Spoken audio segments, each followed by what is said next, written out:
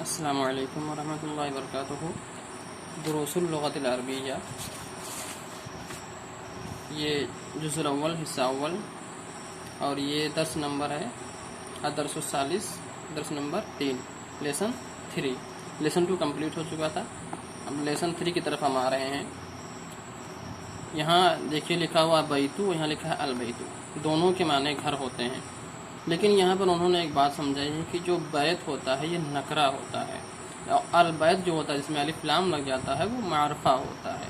نکرہ کسی غیر معین چیز کو کہتے ہیں، اور جو معین ہو جاتا ہے، مقرر ہو جاتا ہے، متعین ہو جاتا ہے، اس کو جو ہے معرفہ کہتے ہیں۔ تو بیت کا جب صرف ترجمہ صرف بیت رہتا ہے، الف لام نہیں لگا رہتا ہے کسی بھی حرف میں، کسی بھی ورڈ میں جو ہے جب الف لام نہیں لگا رہتا ہے تو اس کا ترجمہ ہم صرف کتاب یا صرف جو ہے گھر یا صرف کتاب سے ہم کر سکتے ہیں، اور کوئی بھی کر سکتے ہیں یا ایک بھی لگا سکتے ہیں۔ لیکن جب البیت ہوتا ہے تو اس کا ترجمہ صرف اب یہاں پر البیت گھر ہوگا، اور کتاب کے معنی کتاب ہوگا، الجملوں کے معنی اونٹ ہوگا، اور القلموں کے معنی قلم ہوگا۔ تو اتنا سمجھیے کہ نکرہ جو ہوتا ہے وہ غیر معین ہوتا ہے، غیر متعین ہوتا ہے، اور معرفہ متعین ہوتا ہے۔ نکرے میں الف لام نہیں ہوتا ہے اور معرفے میں الف لام ہوتا ہے۔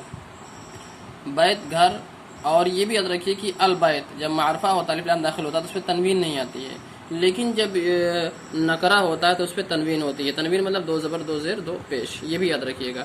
جب نکرہ ہوگا جس میں الف لام نہیں ہوگا تو تنوین ہوگا، چاہے 2 زبر چاہے 2 زیر چاہے 2 پیش ہوگا، لیکن الف لام ہوگا تو اس پہ تنوین نہیں ہوگی، صرف 1 زبر یا 1 زیر یا 1 پیش ہوگا۔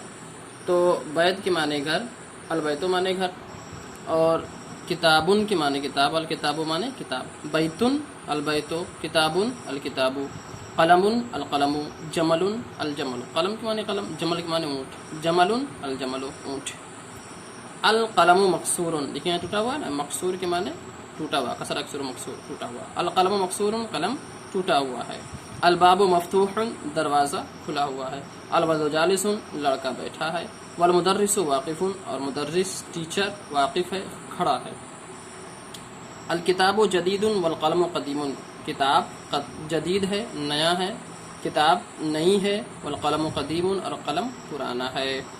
الحمار صغیر والحصان کبیر، الحمار صغیر والحصان کبیر، دیکھیے یہاں پر صاف دکھا رہے ہیں آپ کو، جی الحمار صغیر والحصان کبیر۔ الحمار مانے گدھا، الحصان مانے گھوڑا، صغیر مانے چھوٹا، کبیر مانے بڑا۔ الحمار صغیر تو گدھا چھوٹا ہے، والحصان کبیر، اور گھوڑا بڑا ہے۔ الکرسی مکسور، کرسی ٹوٹی ہے۔ المندیل وسخ، تو المندیل کے معنی ہوتا ہے رومال، تو رومال کیا ہے؟ گندا ہے۔ الماء بارد، پانی ٹھنڈا ہے، بارد کے معنی ٹھنڈا، الماء معنی پانی، الماء بارد پانی ٹھنڈا ہے۔ القمر جمیل، چاند خوبصورت ہے، جمیل معنی خوبصورت، القمر معنی چاند۔ البیت گھر، قریب قریب ہے، والمسجد بعید، اور مسجد دور ہے۔ الحجر ثقیل والوزن خفیف، تو پتھر ہلکا ہے، ثقیل کے معنی ہلکا ہونا، کم وزنی، پتھر ثقیل کے معنی وزنی ہوتا ہے، وزنی بھاری ہے، اور خفیف معنی ہلکا۔ الحجر ثقیل، پتھر بھاری ہے، وزنی ہے، والورق، اور پتا خفیف ہے، ہلکا ہے۔ اللبن حار، دودھ گرم ہے۔ القمیص نظیف، قمیص معنی کرتا، کپڑا، قمیص کرتا نظیف ہے، پاک ہے، پاکیزہ ہے۔ تو درس نمبر 40 کا یہ ہو گیا، آپ نے پڑھا درس نمبر 40، اور درس نمبر 40 کا جو تمرین ہوتا ہے، ایکسرسائز جو ہوتا ہے، جو مشق ہوتے ہیں، وہ آپ کے باقی ہیں، اتنا ہی آپ مشق کریں، زیادہ سے زیادہ الفاظ کو، ورڈ کو ہندی، اردو، انگلش اور بھی سب مکس کر کے یاد کریں، تو آپ کو یاد کرنے میں آسانی ہوگی اور یوز کرنے میں بھی آپ کو سہولت ہوگی۔ فقط والسلام۔